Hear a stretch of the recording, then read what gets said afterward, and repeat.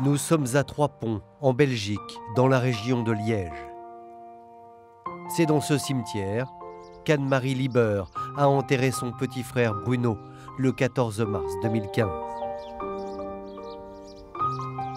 Bruno Lieber avait 54 ans et aux yeux de tous, il est décédé des suites d'un cancer. Mais ce qui est incroyable, c'est que l'homme n'a en réalité jamais été malade. Voici une histoire à peine croyable, celle de l'intuition d'une sœur convaincue que son frère a été assassiné et qui va tout mettre en œuvre pour parvenir à le prouver. Quand j'ai vu Bruno comme il était, j'ai dit il n'est pas mort normal. Il a souffert. On m'a fait mourir. C'était les mots que moi j'entendais. On m'a fait mourir. On va retrouver de la strychnine partout, dans les organes, dans le sang également, mais même dans les cheveux qui sont prélevés sur la victime. Dans le village, Madame Krings, effectivement, se vante de s'être débarrassée de son mari. Elle a passé 12 ans de sa vie avec cet homme, elle a eu 3 enfants avec lui, et elle n'a aucun remords de l'avoir tué.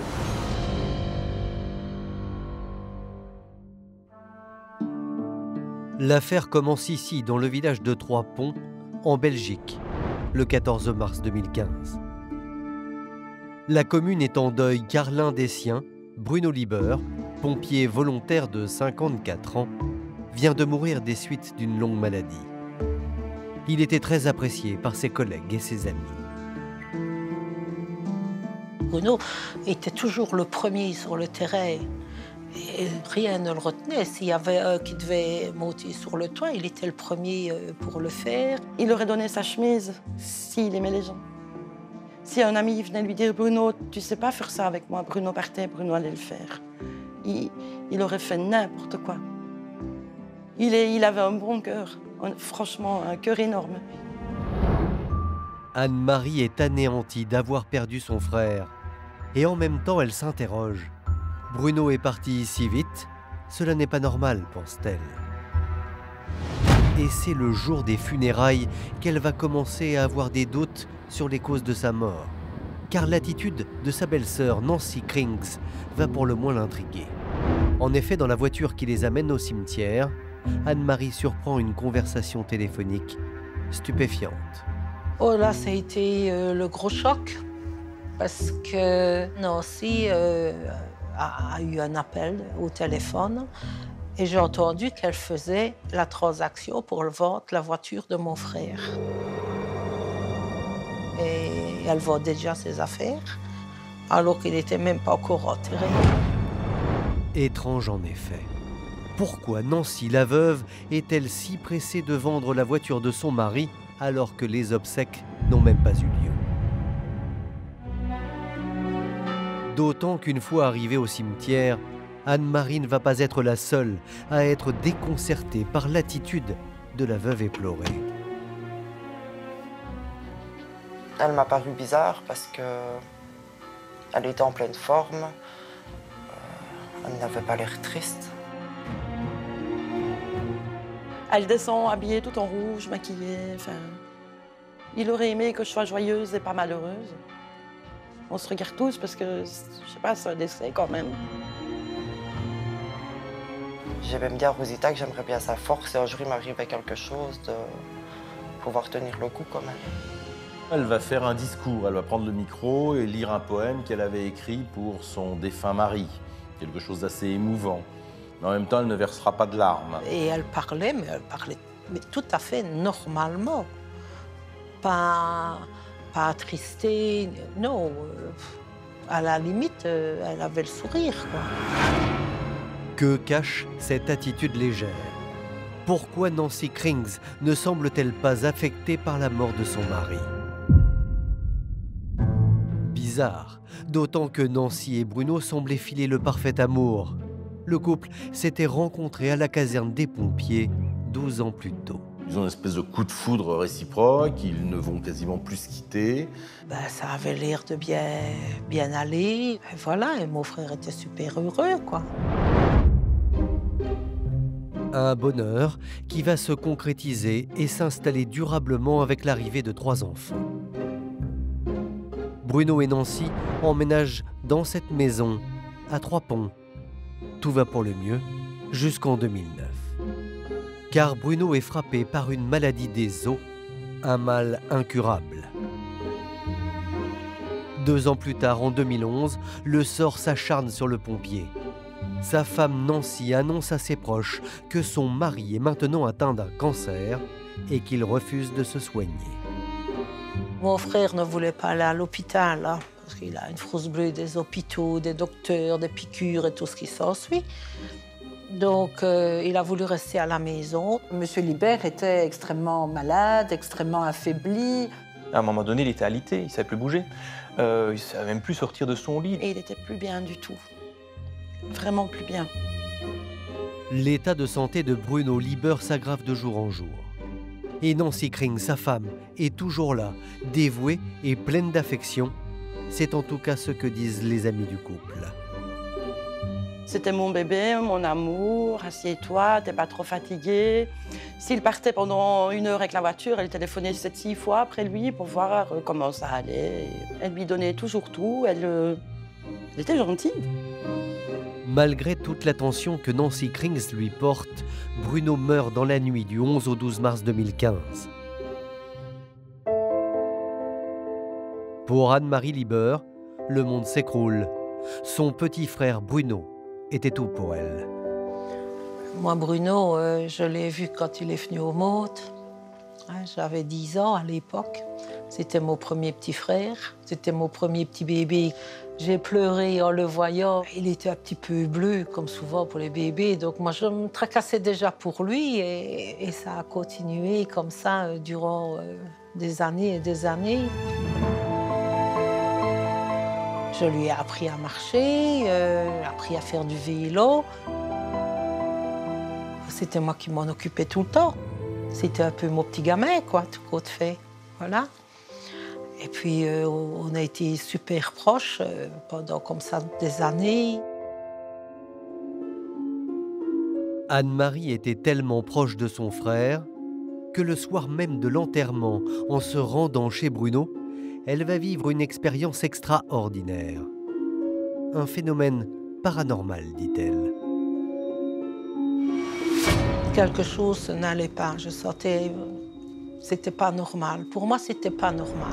Et alors là, j'ai vraiment ressenti mon frère. Vraiment. Parce que j'étais en plus, j'étais à sa place. Je dormais à sa place. Et j'ai vraiment ressenti mon frère. Et j'ai dit, mon frère est avec nous. Donc Nancy était dans son fauteuil. Et à un moment donné, je lui ai dit, j'entends mon frère. Et c'était assez bizarre parce que j'entendais « On m'a fait mourir ». C'était les mots que moi j'entendais. « On m'a fait mourir ». Simple intuition ou message de l'au-delà. Anne-Marie ne cherche pas à comprendre. Elle en est désormais persuadée. La mort de son frère Bruno n'est pas naturelle et selon elle, sa belle-sœur est forcément impliquée. Alors, dès le lendemain, Anne-Marie téléphone au commissariat le plus proche dans la banlieue de Liège. Mais évidemment, personne ne va la prendre au sérieux. La police locale va prendre Anne-Marie Libert pour une folle. Il faut savoir le dire. Parce qu'elle n'a aucun élément, elle n'a rien, que de vagues soupçons sur base d'un comportement, sur base aussi d'éléments, disons, particuliers, puisqu'elle va expliquer qu'elle a l'impression de sentir la présence de son frère. Expliquer ça à un policier, je peux vous dire qu'il ne va pas vous recevoir très longuement. Donc autrement dit, j'étais l'idiote de service, quoi. Inaudible par la police, Anne-Marie reste impuissante et désespérée. Car en réalité, rien ne permet d'accuser Nancy d'avoir tué son époux Bruno. D'ailleurs, ce que la veuve va raconter aux policiers semble plutôt crédible.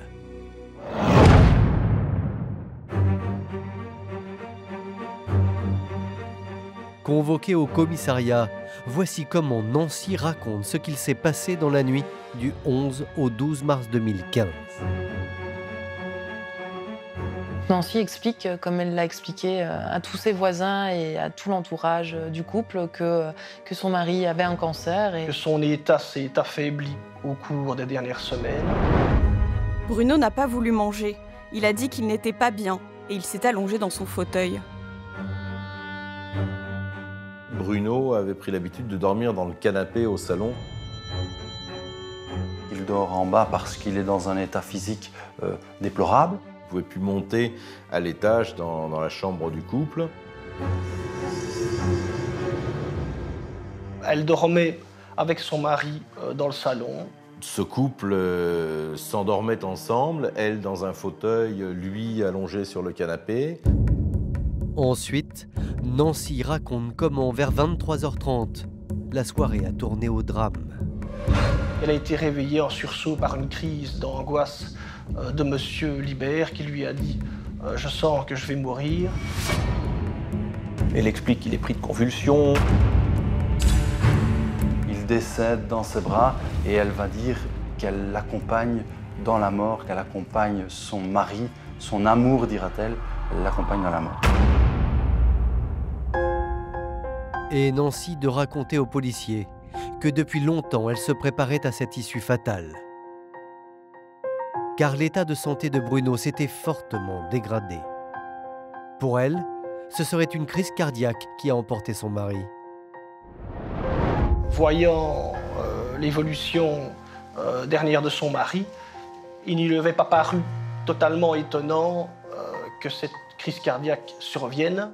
Une déclaration qui confirme évidemment ce que le médecin légiste a pu constater, c'est-à-dire que M. Libert était dans un état de santé très difficile, que finalement la mort allait intervenir à très brève échéance.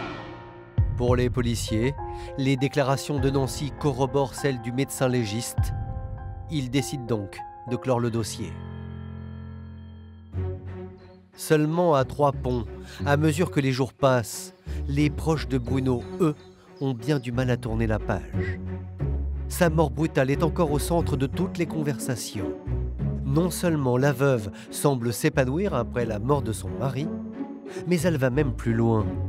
Juste après la mort de son mari et dans les semaines qui vont suivre, dans les mois qui vont suivre, c'est la métamorphose totale.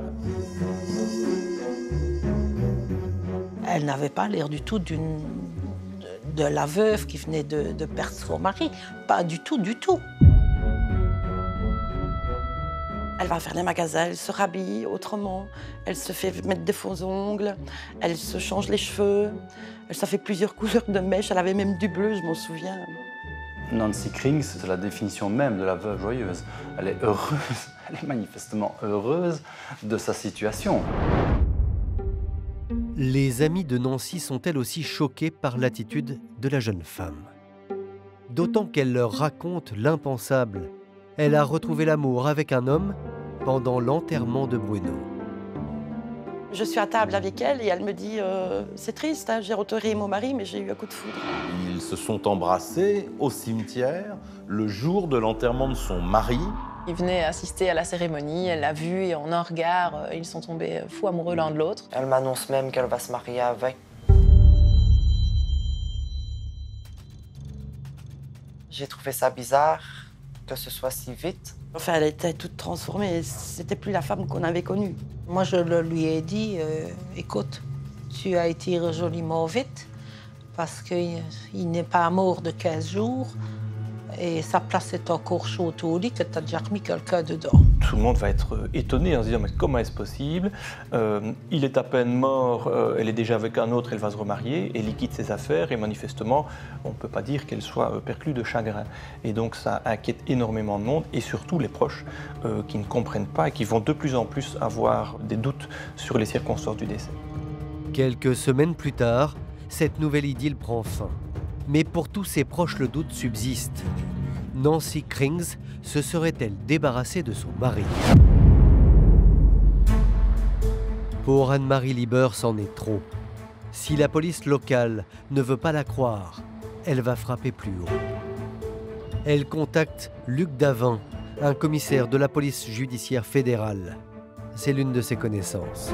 Qu'est-ce qu'elle dit en gros? Mon frère est décédé, l'attitude de Nancy Kring me paraît un peu suspecte, elle se comporte plutôt comme une veuve joyeuse, elle a vendu les effets de mon frère, elle a rencontré quelqu'un assez rapidement, donc tout ça me pose question. Il sait que Madame Libert n'est pas du genre à raconter n'importe quoi et n'est pas du genre à inventer des élucubrations. Et donc il va la prendre au sérieux tout en lui disant « mais le problème c'est que je ne peux évidemment pas aller plus avant puisque je n'ai pas d'éléments de preuve ». Là, dans ce dossier, il n'y a pas l'ombre d'une preuve. En l'état, il ne peut rien faire. Je lui conseille de prendre un maximum de renseignements auprès de ses amis, donc d'avoir les oreilles qui s'ouvrent au maximum. Anne-Marie prend les conseils du commissaire au pied de la lettre et elle se lance dans une véritable quête de la vérité. Elle contacte tous ceux qui connaissaient son frère. Madame Libert, elle va d'abord essayer de retracer le fil de l'histoire. Et donc, elle va téléphoner aux voisins, aux amis. Et j'ai commencé à gratter à gauche et à droite, voilà, pour essayer de récolter des éléments, avoir d'autres avis aussi. Les recherches d'Anne-Marie ne vont pas tarder à porter leurs fruits. Et elle va récolter des informations à peine croyables. Rosita, la femme de Grégory, le meilleur ami de Bruno, va lui confier ses doutes. Elle me demande à moi comme ça si je trouve quelque chose de suspect. Et j'ai répondu oui. Oui. Rosita raconte que Nancy les a appelés dans la nuit du 11 au 12 mars 2015 pour leur annoncer que Bruno était mort. Et lorsque le couple arrive sur place, ils ne vont pas en croire leurs yeux. Lorsqu'ils arrivent, ils s'attendent à trouver une ambulance, une voiture de police devant la maison. Il n'y a rien. Puis elle vient à la porte et elle pleure pas et elle fume sa cigarette, elle a sa tasse en main.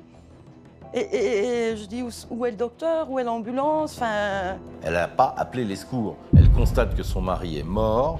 Elle appelle ses proches, mais elle n'appelle pas les secours. Et ce n'est pas tout. Lorsqu'ils découvrent le corps de Bruno Libert, ses amis sont choqués par l'aspect du cadavre. Quand j'ai vu Bruno comme il était, j'ai dit il n'est pas mort normal. Il a souffert. Il était tout crispé, une mâchoire toute ouverte, les bras comme ça de chaque côté, qu'ils ont dû casser d'ailleurs, pour mettre dans le cercueil. On ne savait pas en fait ce que c'était, j'ai trouvé ça laid. Immédiatement, les proches appellent le médecin de famille. Et lui aussi est intrigué par la position crispée du corps de Bruno. Pour lui, la mort est suspecte. Il refuse de signer l'autorisation de levée du corps. Et ce refus va provoquer chez Nancy Krings une colère noire. Elle a commencé à se fâcher en disant « Vous ne comprenez pas, j'ai 3 enfants, ils vont se lever, il va être là. » Et le monsieur ne voulait toujours pas signer, il disait « Non, non, non, je ne signerai pas, non, non, non. » Et elle insistait, elle insistait. C'est à ce moment-là qu'un deuxième médecin arrive. Un médecin légiste accompagné de la police. Et Nancy va alors tout faire pour les convaincre que son mari est bien mort d'une crise cardiaque. Pour cela, elle sait se montrer convaincante. Nancy Krings va montrer à ce médecin légiste tous les médicaments que son mari prenait.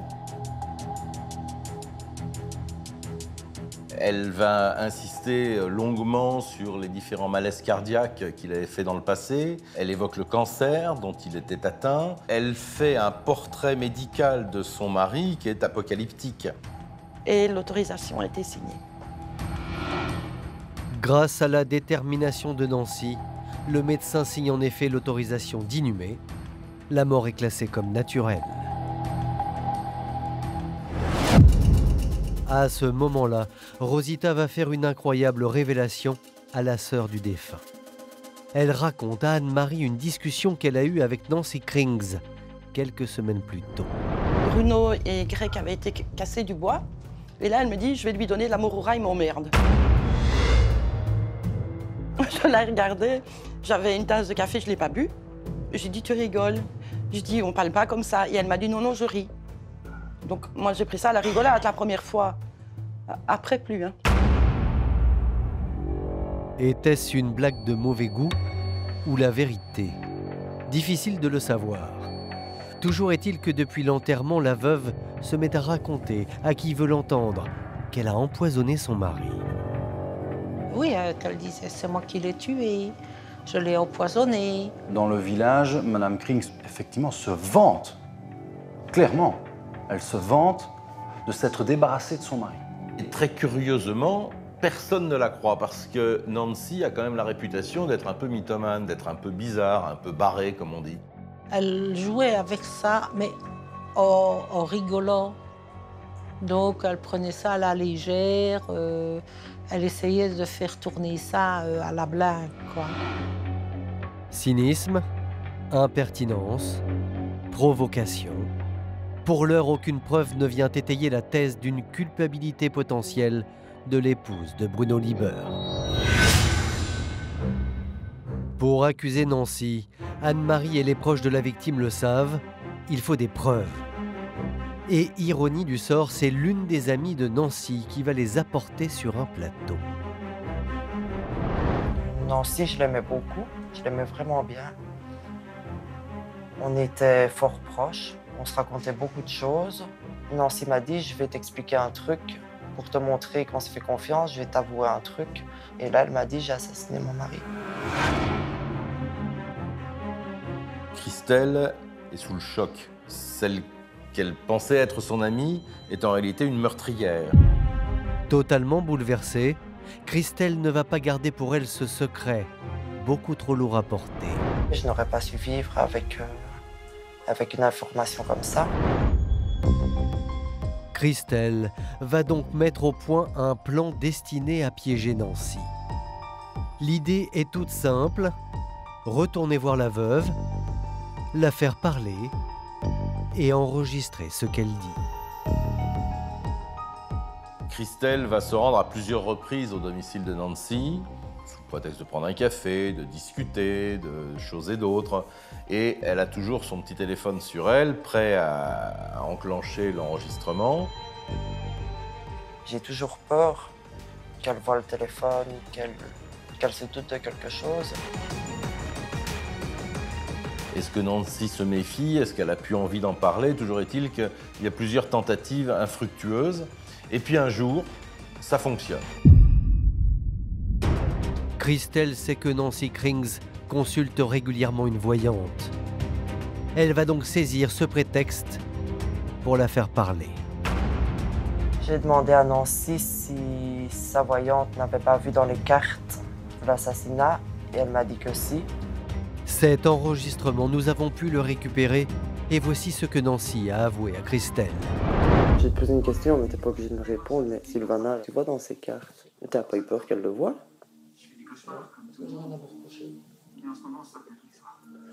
Elle a dit quoi? Soit tu vois, elle qui est si... On m'a dit que j'avais bien fait.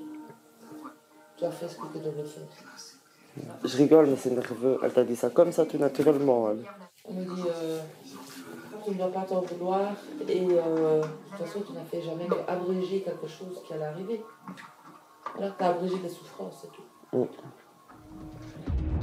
Sans le savoir, Nancy vient de tomber dans le piège tendu par son amie. Ses aveux sont enregistrés. Je suis très en colère contre elle. Je suis triste en même temps. Mais je suis obligé de sourire et de faire bonne figure. Le soir même, Christelle va confier l'enregistrement à Anne-Marie, la sœur du défunt. Quand j'ai donné l'enregistrement à Anne-Marie, je l'ai sentie soulagée. Moi, j'avais ce qu'il me fallait. J'avais la preuve que mon frère était mort, assassiné, tout compte fait, qu'on l'avait tué. Forte de cette preuve inespérée, Anne-Marie retourne voir le commissaire Davin. Et cette fois, ses efforts vont être récompensés. Car une enquête est ouverte, même si cet enregistrement n'a aucune valeur devant une cour de justice. On entend à un moment donné qu'elle dit qu'elle a abrégé les souffrances. C'est quelque chose qui va nous aider à avancer dans l'enquête, mais ce n'est pas suffisant. Mais les doutes sont quand même importants. Et là, à partir de cet instant, vraiment, l'enquête débute réellement en réalité. Cette affaire prend un virage à 180 degrés Il faut les vérifier, il faut aller plus loin. Les policiers découvrent que le médecin légiste qui a signé le certificat d'inhumation de Bruno avait par précaution fait des prélèvements sanguins. Une chance inouïe pour les enquêteurs du commissaire Davin, car la prudence du légiste va leur donner enfin la preuve scientifique que Bruno Libert a été assassiné. C'est à ce moment-là, évidemment, que tout commence. On va enfin décider de faire procéder aux analyses des fameux prélèvements faits par le médecin légiste à titre conservatoire. Et là, nous allons retrouver de la strychnine dans les prélèvements analysés. La strychnine, c'est un poison extrêmement violent qui provoque une mort très douloureuse. La personne va éventuellement convulser, va avoir des crampes musculaires extrêmement importantes, des douleurs abdominales. C'est quelque chose qui est violent et qui est douloureux. La dose de strychnine retrouvée dans le sang de Bruno Libert est particulièrement élevée. On se retrouve avec un taux de strychnine qui dépasse largement le taux létal. Il a ingéré une quantité incroyable de strychnine quelques minutes avant de mourir. Bruno Libert n'est donc pas mort d'une crise cardiaque comme le prétend sa femme, mais il a été assassiné. Il devient urgent de demander à Nancy Krings de s'expliquer sur les circonstances de la mort de son mari.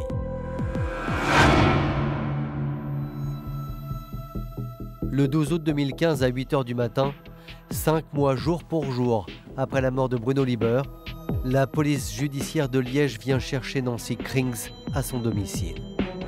Madame Krings est très surprise.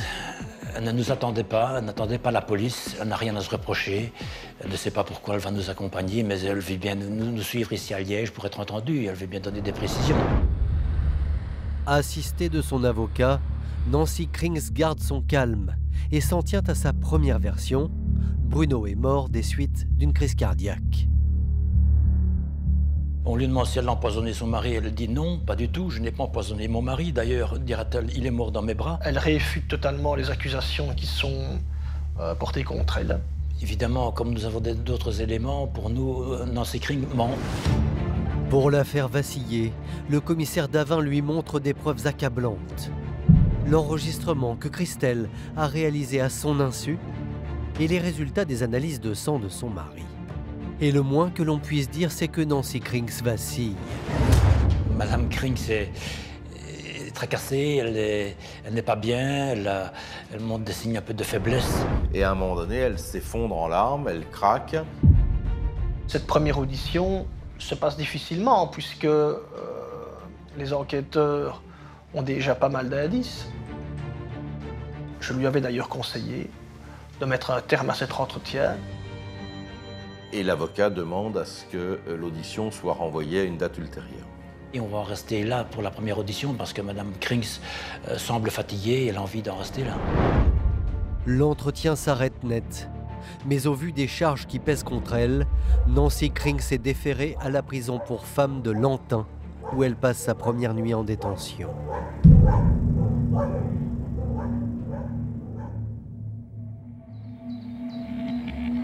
Deux jours plus tard, une perquisition a lieu au domicile de Bruno et Nancy à la recherche de preuves. Et ce que vont découvrir les policiers dépasse l'entendement. Lorsqu'ils arrivent sur place, c'est une voisine qui leur ouvre la porte.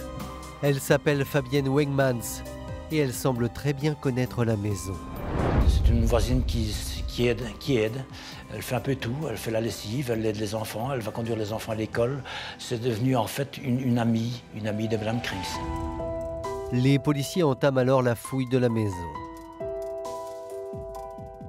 En fait, on y va avec nos collègues du laboratoire de police scientifique qui vont prendre des photos et qui cherchent tout élément de preuve. Les enquêteurs fouillent la cuisine à la recherche de strychnine. Lorsqu'elle entend leur conversation, Fabienne Wegmans, la voisine, change brutalement d'attitude. Madame Wegmans change de couleur. On sent qu'elle se décompose, qu'elle se liquéfie sur sa chaise. Évidemment, on voit qu'il y a quelque chose qui se passe, on voit que Mme Wagmans n'est pas bien, qu'elle n'est pas dans son assiette. On va lui demander, Mme Wagmans, si vous savez des choses, je vous en prie, dites-les-nous, c'est le moment. Et chose inimaginable, la gentille voisine va faire une révélation ahurissante. Donc elle va nous dire, à notre grand étonnement, qu'effectivement elle sait que de la strychnine a été utilisée, et elle va nous dire qu'elle est allée chercher cette strychnine chez un brocanteur, et qu'elle est capable, qu'elle veut bien nous désigner l'endroit de résidence de ce brocanteur. Fabienne Wegmans se confesse sans trop de difficultés et explique qu'elle savait pour le poison. Pire, elle s'est même peut-être rendue complice du meurtre. Interrogé, le brocanteur confirme les dires de la voisine. Mais l'homme le jure, il pensait que la strychnine était destinée aux chiens de la famille. C'est son ami Bruno Lieber lui-même qui lui avait demandé de l'aide pour tuer son chien, devenu agressif. La fille des époux Krings et Lieber avait été mordue par un chien, et alors M. Lieber avait envisagé d'euthanasier le chien qui avait mordu sa fille. Et le brocanteur de poursuivre, qu'il avait alors proposé à son ami Bruno de lui donner de la strychnine qu'il avait justement en stock. Seulement, il n'est jamais venu la chercher.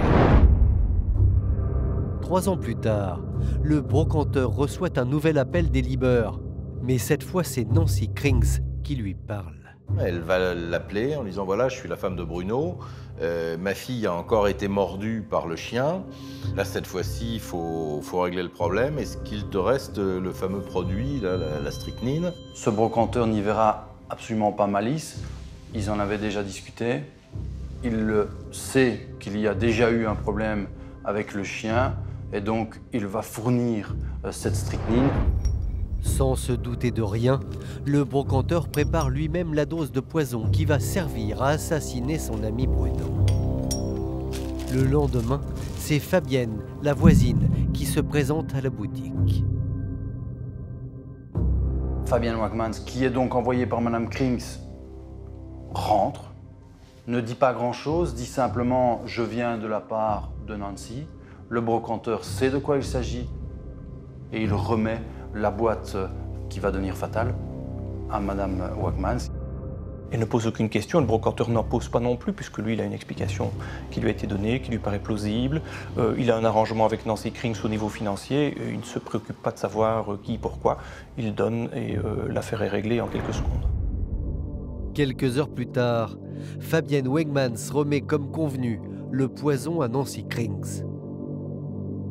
Mais devant les gendarmes, la voisine jure qu'elle ignore alors tout du funeste projet de son ami. Elle ne sait pas que Mme Krings va utiliser le poison ce jour-là. Il faut aussi dire que Mme Wagmans, au niveau intellectuel, je ne dirais pas qu'il y a un retard mental léger, mais c'est un peu limite. Il s'agit d'une personne qui a véritablement un caractère faible, un caractère fragile. Quelque part, elle est soumise. Je pense qu'elle est vraiment soumise et sous l'influence de Nancy Krings. Elle en est dépendante. Je pense que Fabienne Wagmans, par rapport à nous, par rapport à d'autres personnes, ne perçoit pas ce qu'on lui dit et ne comprend pas ce qu'on lui dit de la même manière que tout un chacun. Influençable, soumise et fragile, Fabienne n'en est pas moins complice aux yeux de la justice. Elle est à son tour déférée à la prison de Lantin. Le 18 août 2015, le commissaire Davin a réuni assez de preuves contre la veuve. Tout laisse penser qu'il s'agit d'un assassinat commis de sang-froid. Mais le policier veut des aveux. Il réentend alors Nancy Krings. Et la veuve va enfin parler. Seulement, c'est une toute autre histoire qu'elle va révéler. Et assez rapidement, elle déclare qu'elle veut passer aux aveux et qu'elle veut dire la vérité. Elle a compris que les policiers avaient des éléments contre elle. Et donc il faut qu'elle commence à arrondir le virage, si je puis dire. Elle va dire, bon ben effectivement, j'ai administré la strychnine, mais tout de suite, elle va retomber quelque part sur ses pattes. Et l'explication qui va lui venir assez rapidement, c'est que finalement, M. Lieber, il l'avait quand même un peu cherché. En fait, Nancy Krings raconte que son histoire avec Bruno n'avait rien d'idyllique. Bien au contraire. Elle n'avait plus le choix, il fallait qu'il disparaisse. C'était même devenu une question de survie. Et ces raisons, quelles sont-elles?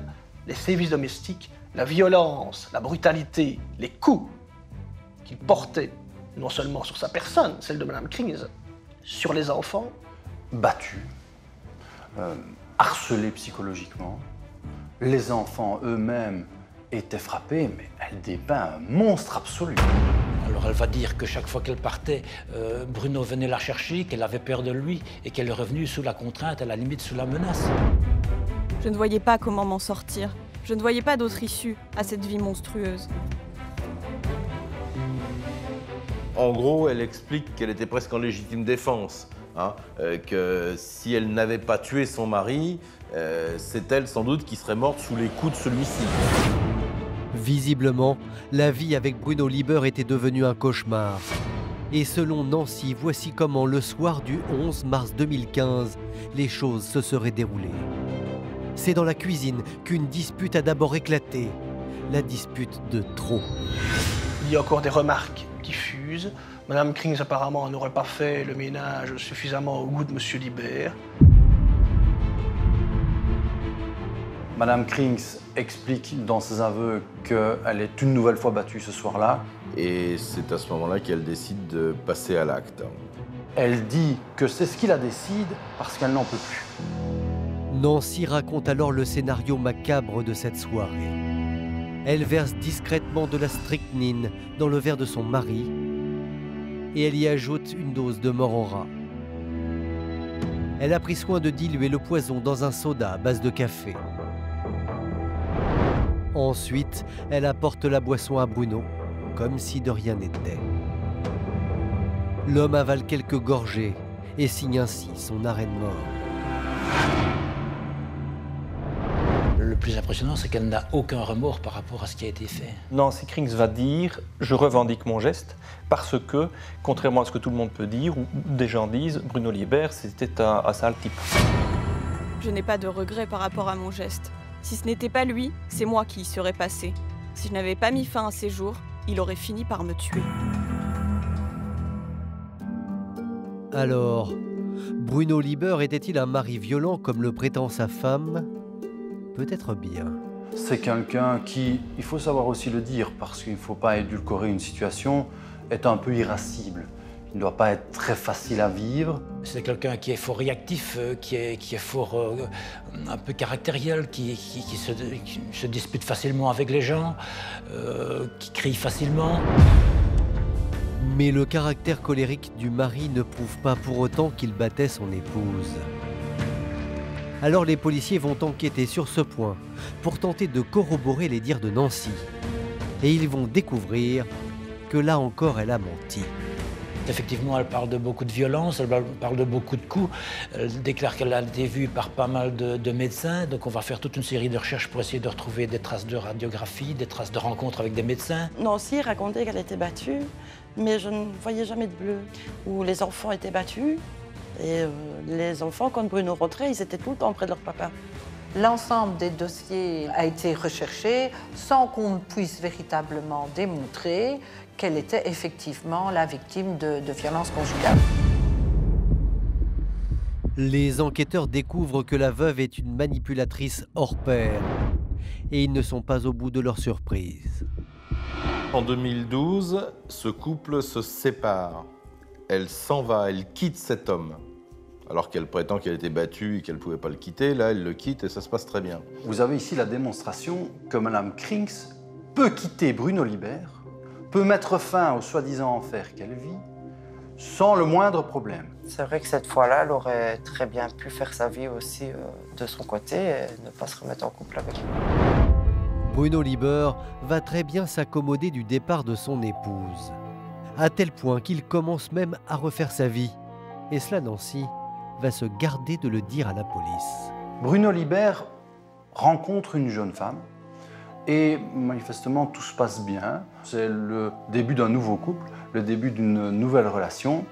Et ils sont sortis aussi presque un bon mois et demi ensemble. Ça marchait très très bien. Et seulement quand Nancy s'est rendu compte que quelqu'un prenait la place, elle est revenue. Ivre de jalousie, Nancy a tout fait pour convaincre son mari de reprendre une vie commune, quitte à inventer un énorme mensonge.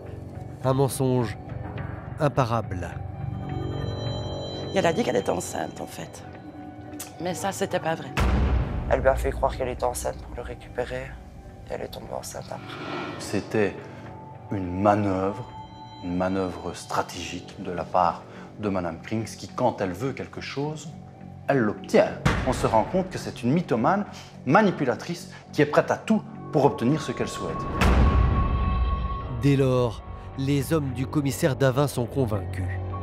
Nancy Krings n'est pas la victime qu'elle prétend être, mais ils sont loin d'imaginer le véritable scénario du crime, un crime abominable.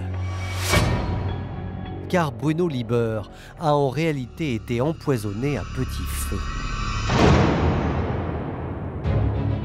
Le 12 août 2015, le parquet autorise l'exhumation du corps de Bruno. Et les résultats de l'analyse des échantillons prélevés font froid dans le dos. On va retrouver de la strychnine partout, dans les organes, dans le sang également, mais même dans les cheveux qui sont prélevés sur la victime.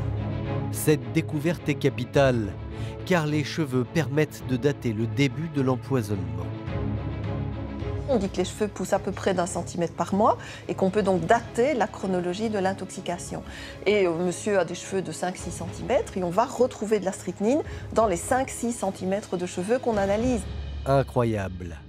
Contrairement à ce qu'elle prétendait jusque-là, tout laisse penser que Nancy Krings essayait de se débarrasser de son mari depuis déjà plusieurs mois. Mais comment s'y est-elle pris sans qu'il ne s'en rende compte ? Nancy Krings est de nouveau interrogée par les enquêteurs et face aux résultats des analyses, la veuve va faire une incroyable révélation. Elle reconnaît enfin avoir voulu se débarrasser de son mari à plusieurs reprises. Pendant de nombreux mois, elle va, avant de passer à la strychnine, essayer la mort au rat.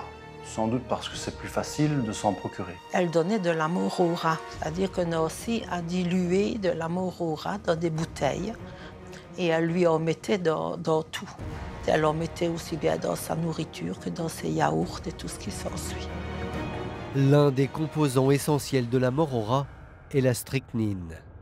Cela explique donc bien pourquoi le poison se trouvait en si grande quantité dans le corps de Bruno Lieber. Et tous les témoins constatent que de jour en jour, son état de santé s'aggravait. Seulement l'empoisonnement à la mort au rat n'a fait que dégrader l'état de santé du mari. Car c'est bien l'ingestion massive de strychnine pure qui l'a tué. Nancy Krings révèle aussi que le soir du crime, ce n'est pas elle qui a donné la strychnine à son mari, mais sa voisine, Fabienne. Madame Krings va dire qu'en fait elle s'est disputée avec Monsieur Lieber.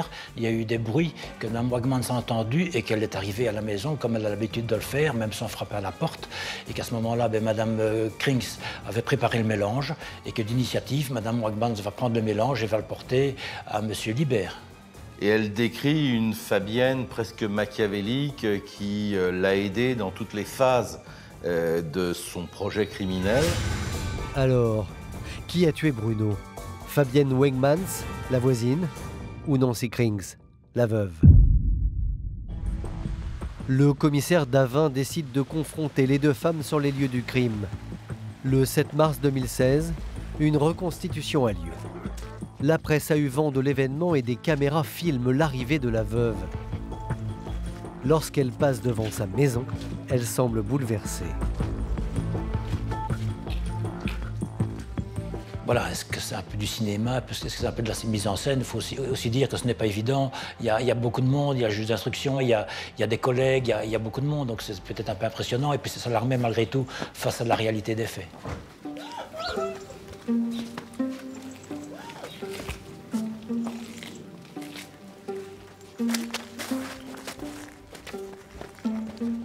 Fabienne Wegmans arrive à son tour. À l'intérieur de la maison, les enquêteurs lui demandent de refaire le geste fatidique qui a conduit Bruno à la mort. À ce moment-là, elle clame son innocence. Et au moment où on fait la reconstitution, je vois encore la scène, on est dans la cuisine. Fabienne Wegmans est en retrait puisqu'elle n'a pas participé. Et à un moment donné, la juge d'instruction l'appelle en disant voilà, Madame Wegmans, on en arrive au moment où, selon Nancy Krings, vous la rejoignez dans la cuisine, elle prépare le mélange, vous allez le donner. Et là, Fabienne Wegmans, c'est vraiment fâchée en disant mais jamais, non, je ne veux pas jouer ce rôle, je ne veux pas faire la reconstitution là-dessus parce que je ne l'ai pas fait. Les deux femmes seront tout de même renvoyées en prison en attendant leur procès. Dans la région, l'affaire fait les gros titres de la presse locale. Les proches du couple découvrent alors l'étendue de la manipulation. Pendant des mois, Bruno a en réalité été tenu à l'écart de ses amis et de sa famille. On constate que Nancy a tissé sa toile, elle a organisé son crime. Elle a commencé par isoler son mari, c'est-à-dire qu'elle l'a coupé des liens familiaux. Elle a fait en sorte que personne ne puisse le voir, moi y compris. On n'a jamais vu de famille à eux, ni de Bruno, ni de Nancy. Donc il n'y avait pratiquement plus personne qui avait des contacts et qui pouvait finalement se rendre compte que quelque chose clochait dans l'histoire. Une machination qui a permis à Nancy d'empoisonner en toute tranquillité son mari, à petite dose, au nez et à la barbe de sa famille. Et au fur et à mesure, on a vu l'état de Bruno se dégrader. Mais nous, on pensait que c'était sa maladie.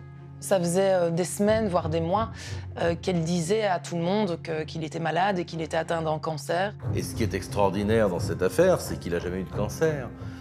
C'est elle qui a construit, installé, proclamé ce cancer. Et là, vous avez affaire à un cynisme absolu, parce qu'elle a vécu avec un mort en sursis qu'elle tuait chaque jour un petit peu plus.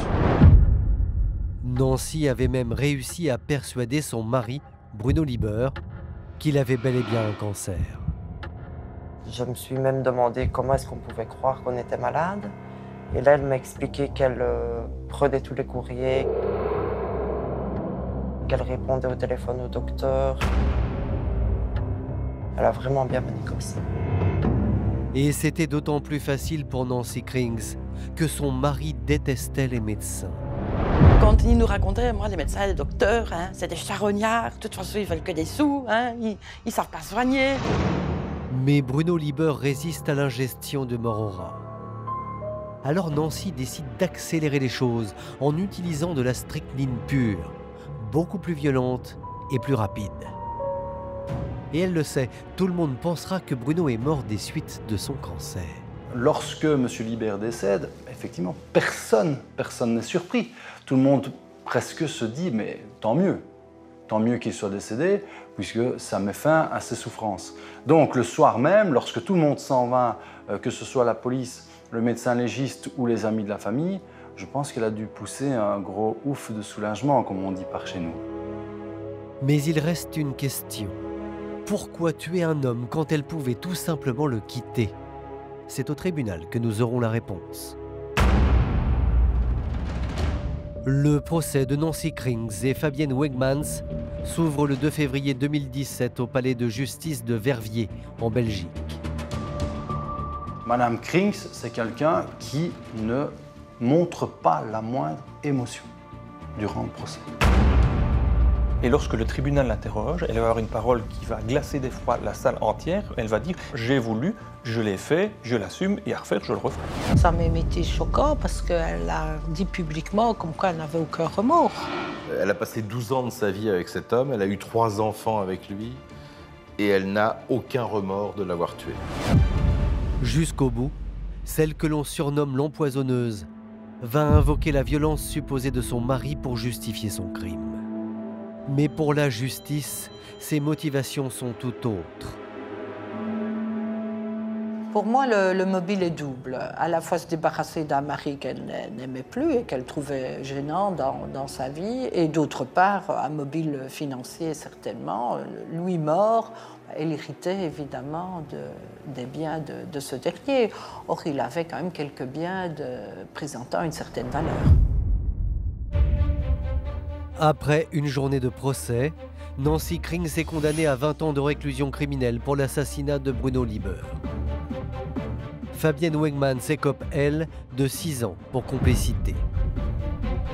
Pour Anne-Marie Lieber, c'est la fin d'un combat juridique qui a permis de révéler l'odieuse vérité. Sa belle-sœur aurait pu quitter Bruno Lieber. Elle a préféré le supprimer comme on traite un nuisible, avec de la mort au rat.